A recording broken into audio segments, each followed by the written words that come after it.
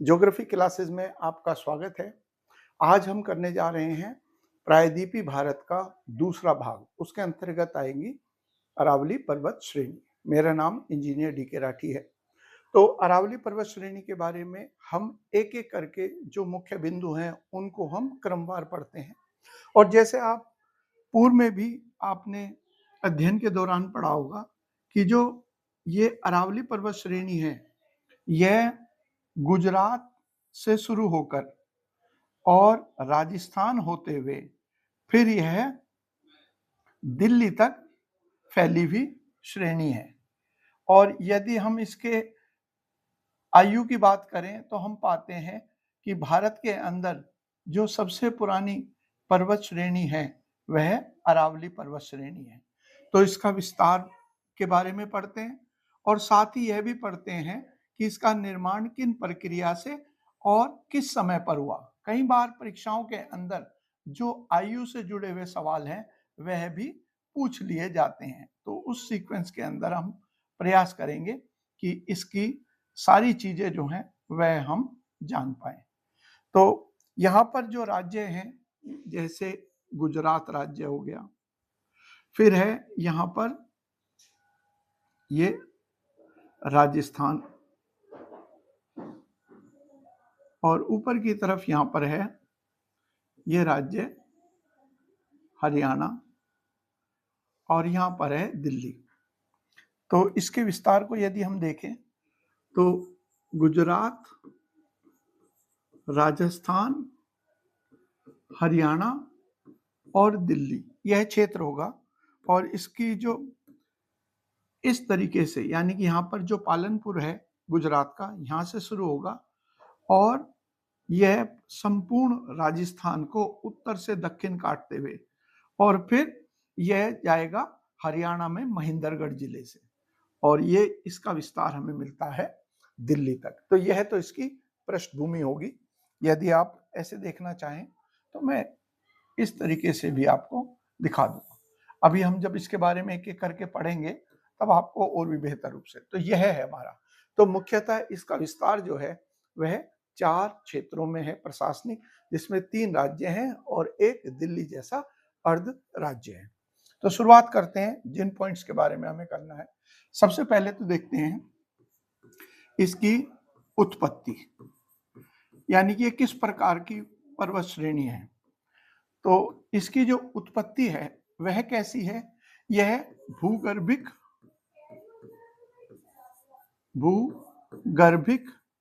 Tectonic. Tectonic मतलब हो गया कि स्थलमंडलीय प्लेटों के संचार, टेक्टोनिक क्रिया के द्वारा। अभी मैं समझा देता हूं इसका निर्माण की प्रक्रिया यह होगी। फिर दूसरा बिंदु हम इसके बारे में पढ़ेंगे, यह भूपर्पटी। तो जब ये प्लेटें हिलती हैं और संचारित होती हैं तो ऊपर की जो परत है जिसको भूपर्पटी या जिसको क्रस्ट भी कहते हैं, ये क्रस्ट कहते हैं इंग्लिश में, तो ऊपर का जो हिस्सा है ये भूपर्पटी के संकुचन से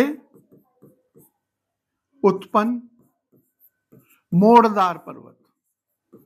तो जब ये तली मुड़ी तो उससे इस मोड़दार पर्वत श्रेणी का निर्माण हुआ।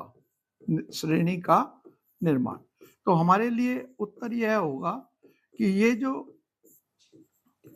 अरावली पर्वत हैं यह किस प्रकार के पर्वत हैं। ये ध्यान रखना है आप लोग को, यह एक मोड़दार पर्वत है। तो निर्माण की प्रक्रिया जो है वैसे ही है जैसे कि हिमालय का निर्माण हुआ था, अर्थात बीच का जो हिस्सा था, मान लीजिए हम इसको इस तरीके से देखें, ये एक ऐसा समुद्र का तल है या कोई एक परत है, और जब इस परत पर अभिसरण के बल लगेंगे, चाहे एक तरफ से लगे और यहाँ स्थिर रहे या दोनों तरफ से लगे, तो उस प्रक्रिया में बीच का हिस्सा जो है ये इस प्रकार से मुड़ जाता है। तो यही इसके निर्माण की भी प्रक्रिया है। तो पहला पॉइंट तो यह क्लियर हुआ। फिर हो गया दूसरा कि इसकी आयु क्या है। जब हम कह रहे हैं आयु के बारे में तो हम एक पॉइंट और देखेंगे कि यह ना सिर्फ भारत की बल्कि विश्व की प्राचीनतम मोड़दार पर्वतों की श्रेणी में आती है। तो आयु है इसकी प्री कैम्ब्रियन, प्री कैम्ब्रियन काल। अब ये प्री कैम्ब्रियन काल क्या होता है?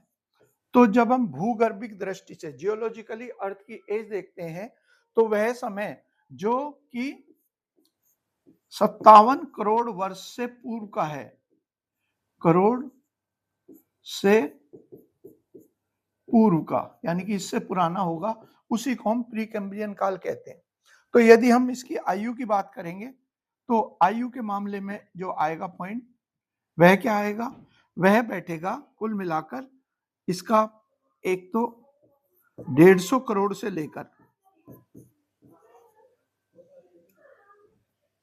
150 करोड़ से लेकर और 225 करोड़ तक का जो समय है वह होगा इसका समय काल, यानी कि 1.5 बिलियन से लेकर 2.5 बिलियन जो है वह इसका समय काल रहेगा। तो इस दृष्टि से यह भारत की, या मैं लिख दूं विश्व की प्राचीनतम पर्वत श्रेणी है, तम श्रेणी, यह ध्यान रखना है। तो एक पॉइंट तो हमारे लिए इंपॉर्टेंट ये रहा कि ये मोड़दार पर्वत है, यानी कि फोल्ड माउंटेन्स है, और दूसरा हमने कहा इसकी समय काल जो है वह प्री कैम्ब्रियन है और उसकी समय सीमा हमने यहाँ पर दे दी। अब एक और पॉइंट हमें ध्यान रखना है, वह क्या है? चूंकि ये बहुत पुरानी पर्वत श्रेणी है तो प्रकृति के जो अपर्दन के बल हैं, तोड़ फोड़ वाले बल हैं, सरल भाषा में कहे तो उन्होंने अपना इसके ऊपर असर दिखाया है, जिसकी वजह से यह अब कहलाती है मोड़दार अवशिष्ट पर्वत श्रेणी। उसका मैं भी जिक्र करता हूं। अब देखते हैं इसके बाद अपक्षय का प्रभाव। अपक्षय यानी कि वेदरिंग, और हम कह सकते हैं अपर्दन, कोई सा भी आप ले लीजिए, दोनों ही बल काम करेंगे। तो इसका मतलब क्या है?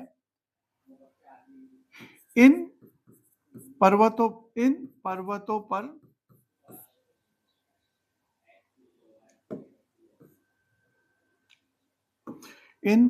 पर वायु यानी कि हवा, वर्षा और नदियों के द्वारा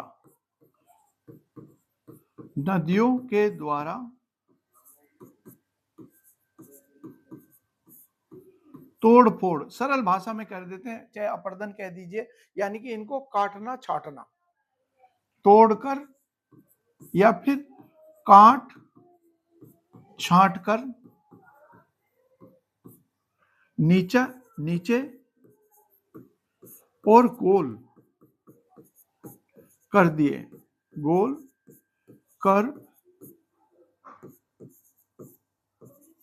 दिए हैं। तो अब ये पर्वत क्या हो गए? अब इनकी ऊंचाई जो है वह घट गई है, और इनकी जैसे पर्वतों में निरंतरता होती है, यानी कि लंबाई बराबर होती है या एक समान इनमें निरंतरता मिलती है, उसका हमें अभाव मिलता है। तो इसलिए एक और पॉइंट आएगा हमारे लिए, इसलिए अब इनको हम एक अन्य श्रेणी में शामिल करते हैं। इसलिए अरावली अब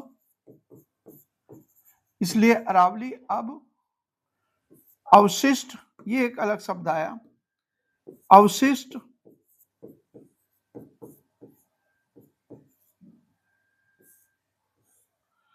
पर्वत, इसको कहते हैं इंग्लिश में रेजिडुअल माउंटेन्स कहलाते हैं।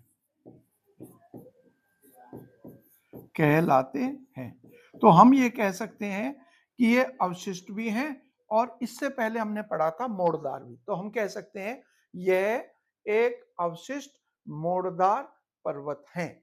ये हो गया हमारा इसके बारे में जो इंपॉर्टेंट पॉइंट्स हमें इसकी करनी थी।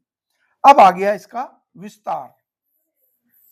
तो यदि हम इसकी बात करें तो हम पाते हैं कि इसका विस्तार जो है वह दिशा दिखाई दे रही है, आपको देखने पर भी स्पष्ट हो रहा है कि यदि हम दिशा की बात करें तो ये दिशा कैसी है, ये वाला हिस्सा जो है ये हो गया इसका उत्तर पूर्व।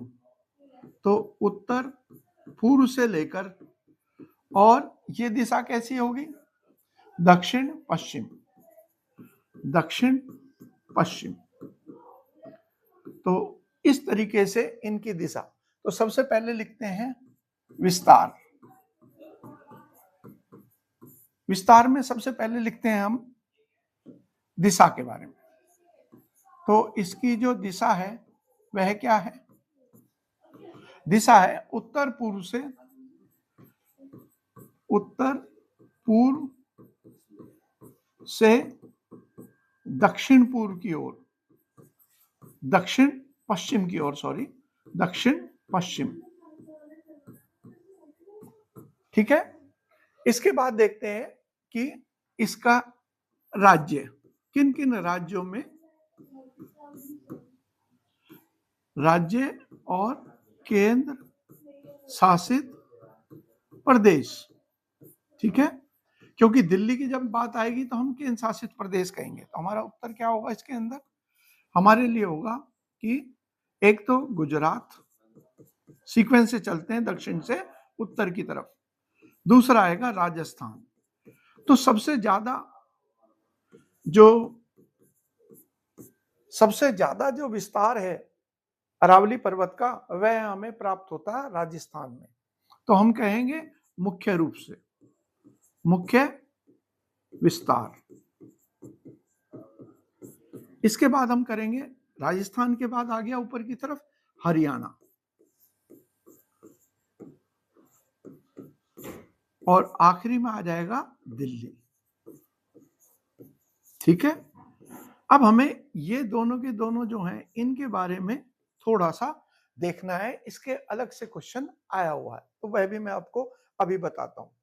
तो इन दोनों के अंदर यदि हम विस्तार की बात करेंगे हरियाणा में और दिल्ली में, और तो यहां पर हम लिख सकते हैं कि जो दिल्ली है, दिल्ली में इसे कहते हैं दिल्ली रिज, या रिज को हिंदी में कहेंगे श्रेणी, दिल्ली रिज, या इसको कभी कभी देवनागरी में ये भी लिख देते हैं रिज, तो इसलिए मैंने हिंदी में भी लिख दिया। तो दिल्ली रिज कहलाती है, और इसी का भाग है एक रायसेना, इसका भाग कहलाता है रायसेन, रायसेन पहाड़ी, ये कहलाती है रायसेन पहाड़ी। तो इसका तात्पर्य क्या है, इसका तात्पर्य यह है कि देश की जो प्रमुख हमारे आवास हैं, जिसमें राष्ट्रपति भवन कह लीजिए, और देश के प्रमुख जो मंत्रालय एवं कार्यालय है वह कहाँ मिलते हैं, वह हमें इन्हीं पहाड़ियों में मिलते हैं। तो इस दृष्टि से यह देश की सबसे महत्वपूर्ण पहाड़ियों में आती है प्रशासनिक दृष्टि से।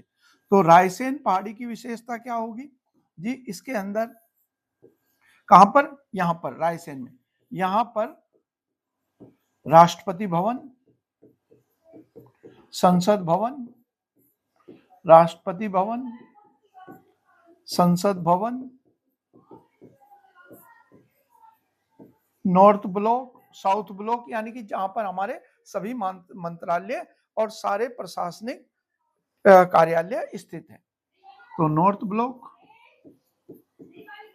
और साउथ ब्लॉक वह सारे के सारे इन रायसेन पहाड़ी पर ही स्थित है। एक तो यह पॉइंट ध्यान रखना आप लोगों को, ठीक हो गया।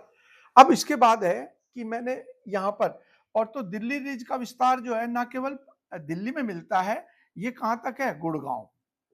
तो दिल्ली रिज जो है वह दिल्ली और पड़ोस के राज्य हरियाणा के गुड़गांव से यहां तक विस्तृत है।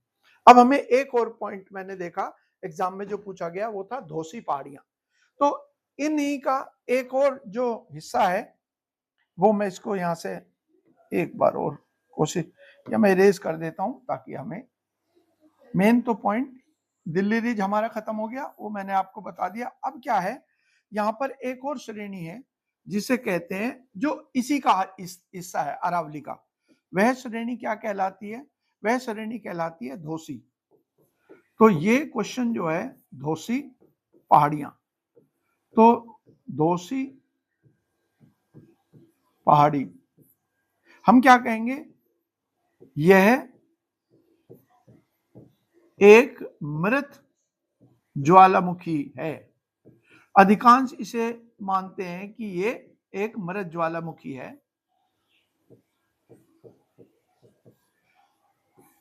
यह, और हिस्सा किसका है? अरावली का। यह राजस्थान और हरियाणा,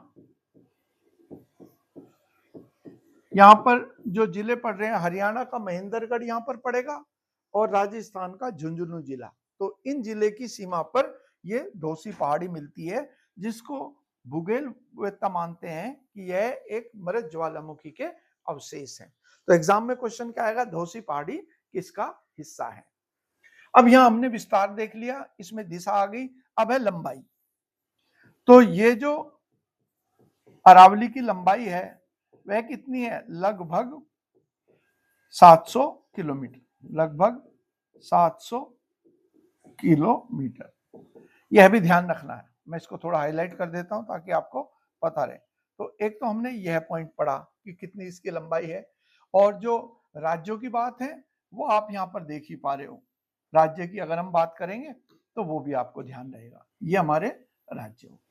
तो इस पॉइंट के अंदर, इस वाले हिस्से के अंदर जो इंपॉर्टेंट थे वह ये दोनों चीज। इसके अलावा दिल्ली रिज में रायसेन पहाड़ियां, धोसी पहाड़ी, ये सारे एग्जामों के हिसाब से काफी महत्वपूर्ण है। अब देखते हैं इसके बाद कि इसके अंतर्गत आती है हमारे चट्टाने किस प्रकार की है। तो यहां पर क्योंकि मोड़दार पर्वत है तो ज्यादा दबाव बनता है और तापमान में भी वृद्धि होती है। तो इस वजह से यहाँ पर चट्टान जो है, चट्टाने वह मिलती है रूपांतरित चट्टाने। चट्टाने रूपांतरित, जिसको रूपांतरित या कायांतरित कहते हैं, और इंग्लिश में इन्हें कहते हैं मेटामॉर्फिक।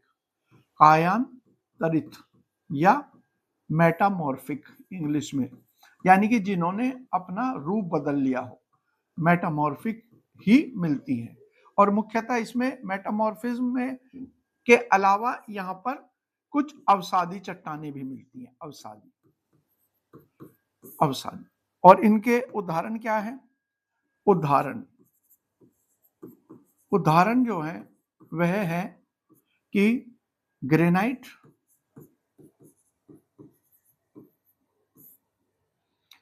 सिस्ट, नीस या नाइस कहते हैं,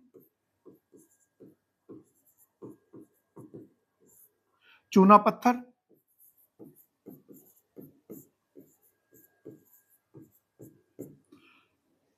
और संगमरमर, ये सारे के सारे इसके अंदर प्राप्त होते हैं। अब इसके बाद है आर्थिक संसाधन। कौन कौन से आर्थिक संसाधन है जो यहाँ पर मिलते हैं? तो यहां पर कर देता हूं मैं आर्थिक, आर्थिक संसाधन। तो ये क्षेत्र जो है वह खनिज संपदा की दृष्टि से भी संपन्न पाया जाता है। और यहाँ पर जो प्रमुख खनिज है वह कौन कौन से हैं? तो हम मिलते हैं प्रमुख खनिज मिलते हैं। कौन कौन से हैं? तो हम ये जानते हैं कि मुख्यतः जो यहाँ पर है वो तो है तांबा। तो तांबा जो है, ये तांबा ये मिलता है खेतड़ी की खानों में। इसके अलावा अन्य कौन कौन सा है? सीसा, जस्ता, ये जावर उदयपुर में पड़ता है। इसके अलावा अबरख, जिसे कहते हैं माइका, यह है अजमेर। लोहा जो है भिलवाड़ा में। तो ये हम देखते हैं कि तांबा, सीसा, जस्ता, चांदी, इसकी बहुतायत, इसकी प्रचुर मात्रा जो है वह हमें इस क्षेत्र में, अरावली के क्षेत्र में, राजस्थान में खास तौर से मिलती है। अब देखते हैं इसका जो नदियां हैं, नदियों के मामले में इसकी क्या विशेषता है देखिए। तो यदि हम इनकी बात करें तो लिखते हैं नदियां। तो यह एक प्रमुख जल विभाजक है। अरावली, अरावली एक प्रमुख जल विभाजक है, यानी कि नदियों की दिशा जो है वह इसके द्वारा निर्धारित हो रही है, प्रमुख जल विभाजक है। तो अगर हम इसकी नदियों को देखें, एक तो पश्चिम की ओर बहने वाली नदियां, पश्चिम दिशा, और पूर्व दिशा में बहने वाली जो नदियां। तो यहां देखिए, यदि हम इसकी पश्चिम की बात करेंगे तो यहां से निकलती है लूनी नदी, जो आगे जाकर यहां पर कच्छ के रण में समाप्त हो जाती है। इसके अलावा यहां से निकलती है बनास नदी, जो कि चंबल नदी में जाकर मिल जाती है। तो पश्चिम दिशा में देखेंगे तो लूनी नदी है, जो कि जमीन से शुरू होकर जमीन पर ही खत्म हो रही है। पूर्व दिशा में हम कहेंगे तो ये बनास नदी है, जो कि चंबल की सहायक नदी है, चंबल की सहायक नदी। और इसके अलावा यदि हम ये देखें कि अन्य कौन सी नदियां हैं, जैसे कि यहां पर नदी आएगी माही। तो माही नदी क्या है? माही नदी यहाँ अरब सागर में जाकर गिर रही है। तो यदि हम कहें कि ये पूर्व दिशा की जो नदियां हैं, या तो ये सहायक नदी है चंबल की, या फिर हम कह सकते हैं पूर्व दिशा की नदियां जो हैं वह अरब सागर में जल गिराती है, अरब सागर में जल गिराती है। यह पॉइंट भी आ सकता है। तो इस तरीके से, और इसके अलावा आप देखेंगे तो उत्तर भारत की जो प्रमुख नदियां हैं, जिसमें हम कहें, इससे बनाते हैं, देखिए एक नदी ऊपर की तरफ ये जा रही है, सिंधु नदी, और यहाँ पर एक नदी जो है ये जा रही है गंगा जी। तो इस प्रकार से ये जो अरावली है ये हम कह सकते हैं सिंधु नदी और गंगा जी नदी के बीच में विभाजक के रूप में भी अरावली का नाम लिया जा सकता है। इसके बाद देखते हैं अब हम अगला पॉइंट, कि इन नदियों की के द्वारा पर्यावरण पे क्या प्रभाव पड़ा है। तो पर्यावरण के ऊपर जो इसका प्रभाव है वह देख लेते हैं। यदि हम मोटे तौर पर यह देखें कि ये जो क्षेत्र है, यहाँ पर जो राजस्थान लिखा है, और मैं एक इसमें एक गोला बनाता हूं यहाँ पर, तो यहाँ पर हमें जो मिलता है वह मिलता है रेगिस्तान, जिसे कहते हैं थार रेगिस्तान। तो अरावली पर्वत श्रेणी जो है वह क्या कर रही है, पश्चिम के अंदर तो हम देख रहे हैं कि लूनी नदी का जो क्षेत्र है, ये जो येलो कलर से मैंने बनाया हुआ है लाइन सी, ये वाली, ये तो रेड कलर की होगी हमारी, इसको तो मैं थोड़ा और छोटा कर देता हूं ये। और एक मैंने दे रखी है ये येलो कलर की, ये लूनी नदी है, इसे कहते हैं राजस्थान का बांगड़। बांगड़ के बारे में पूर्व में मैंने चर्चा करी थी। जो पुरानी जलोढ़ मिट्टी का ऊंचा स्थान होता है नदी के खादर के पीछे, उसे कहते हैं बांगड़। तो यहाँ पर क्योंकि लूनी नदी निकल रही है तो सिंचाई के लिए जलोढ़ मिट्टी, सिंचाई के लिए जल भी उपलब्ध होगा और जलोढ़ मिट्टी का जमाव भी होगा। तो ये जो अरावली है, इधर की तरफ तो पूर्व हो गए, तो ये तो मैदानी क्षेत्र हो गया ये वाला, और इधर का क्षेत्र हो गया रेगिस्तान। तो एक प्रकार से थार रेगिस्तान का पूर्व की ओर जो इसका विस्तार हो सकता था उसे रोकने में अरावली सहायक है। तो ये पश्चिम के मरुस्थल के पूर्वी विस्तार के बीच में दीवार की तरह कार्य करते हैं। तो हम लिखेंगे यहां पर पर्यावरण पर प्रभाव। तो ये दो बातें हम लिखेंगे, एक तो लिखेंगे अरावली थार रेगिस्तान जो कि पश्चिम में है। थार रेगिस्तान के पूर्वी विस्तार को रोकती है। ठीक है, क्योंकि दीवार की तरह काम कर रही। इसके अलावा एक और देखिए इंपॉर्टेंट चीज जिसका जिक्र कभी एनडीए के एक एग्जाम में पूछा था। जब यहां पर ये आती हैं मानसून की हवाएं, तो जैसे आप देख रहे हो मानसून की हवाओं की दिशा जो है इस प्रकार की है। तो ये पहाड़ियां जो है इस मानसून की हवाओं के समानांतर या पैरेलल है। तो अगर इनका विस्तार इस तरीके से होता पहाड़ियों का, तब तो ये दक्षिण के हिस्सों में या फिर इन हिस्सों में बरसात होती। और चूंकि अन्य भौगोलिक परिस्थितियों के अलावा अरावली ये जो हवाएं हैं मानसून की, ये हवाएं क्या करती है, ये हवाएं जो हैं इस तरीके से समानांतर इसके निकल जाती हैं। अब मैं इसको फ्रेम को थोड़ा डिफरेंट करूं। ये तो ये जो हवाएं हैं ये हवाएं इसके समानांतर निकल जाती हैं और इसलिए इस क्षेत्र में बरसात भी काफी कम हो पाती है। ठीक है, तो दूसरा प्रभाव है कि ये मानसून हवाओं के समानांतर स्थित होने के कारण राजस्थान में कम वर्षा होती है। हालांकि राजस्थान का जो दक्षिणी हिस्सा है, जरा मैं इसको विस्तार से करा दूं, ये वाला हिस्सा जिसमें बंसवाड़ा, डूंगरपुर है, ये चित्तौड़गढ़ है, तो यहां पर हम देखते हैं अरावली का जो विस्तार है वह पूर्व की दिशा में भी है। देखिए ये मैं बता रहा हूं, इसको थोड़ा हाईलाइट कर देता हूं। तो यहां पर हम क्या देखते हैं, ये अरावली पहाड़ियां जो हैं ये इधर की तरफ हम देखते हैं, पूर्व की तरफ इनका कुछ विस्तार हमें पूर्व पश्चिम दिशा में मिलता है।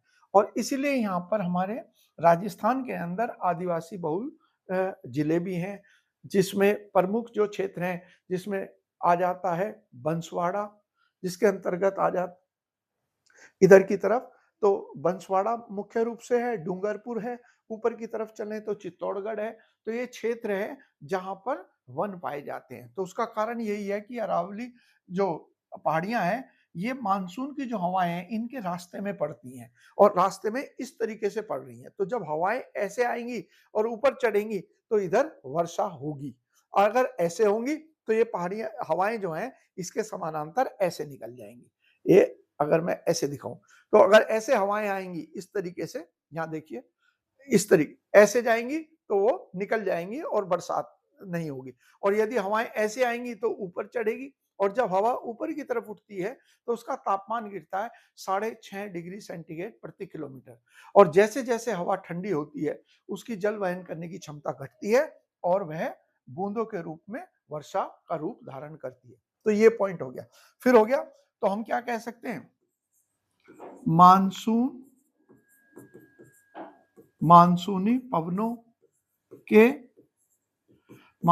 पवनों के समानांतर होने के कारण कम वर्षा होती है। ये हो गया पर्यावरण का प्रभाव। इसके बाद फिर करते हैं कि वनस्पति के मामले में क्या है। तो यदि हम वनस्पति की बात करें तो देखिए यहाँ क्षेत्र जो है इसमें मुख्यतः जो है 3 प्रकार की वनस्पति मिलती है। तो यहां लिख देते हैं हम वनस्पति में एक तो हो गया यहां पर अर्ध शुष्क, क्योंकि यहाँ पर बरसात जो है इन क्षेत्रों में जैसे जैसे हम पश्चिम की तरफ चलेंगे वैसे वैसे बरसात जो है वह घटती है। तो इस दृष्टि से यहाँ पर अर्ध शुष्क प्रकार की वनस्पति मिलती है। और इसके अंतर्गत जो प्रमुख वृक्ष है इसमें है खेजड़ी। बाकी तो देखिए साल भी मिलेगा, साल, सांगवान और बबूल, कीकर, ये सारे मिलेंगे, लेकिन प्रमुख जो आता है वह खेजड़ी है। खेजड़ी को कहा जाता है थार मरुस्थल का जीवन दाता या वरदान, क्योंकि खेजड़ी वृक्ष जो है ये राजस्थान का राज्य वृक्ष भी है। इसका उपनाम क्या है, उपनाम है थार मरुस्थल का, थार मरुस्थल का जीवनदाता, क्योंकि इसके कुछ जो पर्यावरणीय लाभ है वह क्या कहलाता है, वह इसकी जड़ें बहुत ज्यादा गहराई तक जाती हैं और वह पे जो स्थायी जल के स्रोत हैं जमीन के भीतर उन तक इनकी जड़ें पहुंचती है, जिससे हरे भरे रहते हैं। इसीलिए इसको थार मरुस्थल का की जीवन रेखा भी कहते हैं। और इसी की रक्षा करते हुए अमृता देवी बिश्नोई और उसके परिवार के सदस्य वीरगति को प्राप्त होते 1730 के अंदर, जिसको खेचडली का नरसंहार कहते हैं। और इन्हीं अमृता देवी जिन्होंने खेजड़ी पेड़ों के वृक्षों को बचाने के लिए अपने पूरे परिवार समेत अपना जीवन दांव पे लगाया, उन्हीं की याद में प्रतिवर्ष दिया जाता है अमृता देवी पर्यावरण पुरस्कार। तो खेजड़ी सबसे महत्वपूर्ण वृक्ष है। बाकी जैसे जैसे हम पश्चिम की तरफ चलेंगे, यानी कि इन अरावली के पूर्व के अंदर तो हमें वृक्ष जो मिलेंगे वह हमें हरे भरे भी मिलेंगे, लेकिन जैसे जैसे पश्चिम की ओर चलेंगे वैसे वैसे हमें झाड़ियां और कटीले पेड़ मिलेंगे। हालांकि अपवाद खेजड़ी रहेगा। तो ये वनस्पति के बारे में। अन्य जो वृक्ष हैं कौन कौन से हैं? तो अन्य जो वृक्ष हैं, अन्य वृक्ष वह है साल, सांगवान, इसके अलावा बबूल, ये यहां पर मिलते हैं। ठीक है, अब देखते हैं अगला पॉइंट हम इसके बारे में कि यहां पर जो प्रमुख दर्रे मिलते हैं वह कौन कौन से हैं। तो हिस्ट्री में आपने जरूर पढ़ा होगा कि एक दर्रा हल्दी घाटी का दर्रा है। तो जो प्रमुख दर्रे हैं वह देख लेते हैं। प्रमुख दर्रे यानी कि पासेस, जो समतल स्थान होते हैं पहाड़ी क्षेत्रों में जहां से लोग आ जा सकते हैं, परिवहन कर सकते हैं, उसी को कहते हैं दर्रे। तो यहाँ पर प्रमुख दर्रों में एक तो आता है हल्दी घाटी का दर्रा, हल्दी घाटी का दर्रा। ये जो दर्रा है ये कहाँ पड़ता है? तो यहाँ पर एक जिला पड़ेगा राजसमंद। तो राजसमंद जिले में हल्दी घाटी का दर्रा पड़ता है और ये राजसमंद और पाली के बीच में रहेगा, लेकिन जिला पड़ेगा राजसमंद। इसके अलावा और हल्दी घाटी का जो युद्ध हुआ था हम सभी जानते हैं, वह कब हुआ था? 1576 में। और कर्नल टॉड जो है, जो कि एक प्रामाणिक इतिहासकार राजस्थान के माने जाते हैं, उनके अनुसार उन्होंने इसको उपनाम दिया थर्मोपाइली का युद्ध, क्योंकि इसमें मुगलों के साथ लड़ते हुए राणा प्रताप के नेतृत्व में मेवाड़ की सेना हारी तो जरूर, लेकिन उनकी वीरता जो है वह अनुकरणीय बन गई इतिहास के अंदर। तो ऐसा ही एक युद्ध 480 ईसा पूर्व में हुआ था यूनानियों और फारसियों के बीच में, जिसमें स्पार्टक जो है वह हार तो गए, लेकिन उनकी वीरता के किस्सों के ऊपर कई फिल्में भी बनी। जैसे हॉलीवुड की एक मूवी है जिसे कहते हैं 300, तो यह उसी पर है। तो वो जो युद्ध हुआ था वह युद्ध हुआ था थर्मोपाइली नाम की जगह पर, और ऐसा ही युद्ध जो है हल्दी घाटी का युद्ध था, इसीलिए इसको कहते हैं, कर्नल टॉड ने कहा है, भारत का थर्मोपाइली।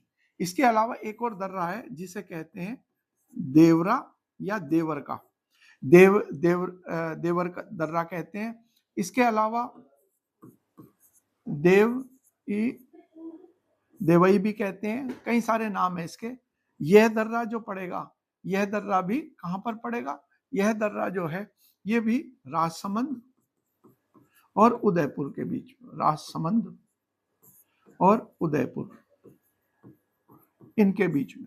और देवरई का युद्ध हुआ था 1582 में। राणा प्रताप के नेतृत्व में राजपूतों का और मुगलों का युद्ध 1576 में। ऐसे ही एक युद्ध हुआ था देवर का युद्ध या देवरई का युद्ध। इस युद्ध को कर्नल टॉड ने कहा है मेवाड़ का मैराथन, क्योंकि इसमें राजपूतों ने जो खोई हुई क्षेत्र थे, जो 1576 में हल्दी घाटी के युद्ध में हार के बाद उनके हाथों से निकल गए थे, उन्हें उन्होंने पुनः विजित किया था। तो ये देवरई का युद्ध भी कहलाता है। तो ये भी दर्रा है। ठीक है। तो ये प्रमुख दर्रे हैं जो इस पर स्थित है। अब पढ़ते हैं आखिरी में इसका शिखर। तो सर्वोच्च शिखर जो है अरावली का, वह कहलाता है, सर्वोच्च शिखर जो है उसका नाम है गुरु शिखर। ये गुरु शिखर चोटी है जो 1722 मीटर ऊंची है। और इसकी विशेषता क्या है, ये कहां पर स्थित है, ये स्थित है माउंट आबू। माउंट आबू जो है राजस्थान का अकेला हिल स्टेशन है। और इसके अलावा और इंपॉर्टेंट पॉइंट है माउंट आबू पर, यहां पर ही स्थित है एक मंदिर जो जैन समुदाय को समर्पित है, दिलवाड़ा का मंदिर। तो दिलवाड़ा का मंदिर जो है ये पूर्ण रूप से संगमरमर का बना हुआ विश्वविख्यात मंदिर है, जो प्रथम महापुरुष हैं जैनियों के आदिनाथ या ऋषभदेव जी, उनको ये समर्पित है। तो आज इससे जुड़ी हुई अरावली की जितनी भी महत्वपूर्ण तथ्य थे, भौगोलिक और कुछ सांस्कृतिक और कुछ ऐतिहासिक, वह सारी मैंने चर्चा करी है। उम्मीद है आपको बहुत अच्छे से ये समझ में आया होगा। तो आपने समय निकालकर वीडियो देखा और लेक्चर सुना, इसके लिए आपका धन्यवाद।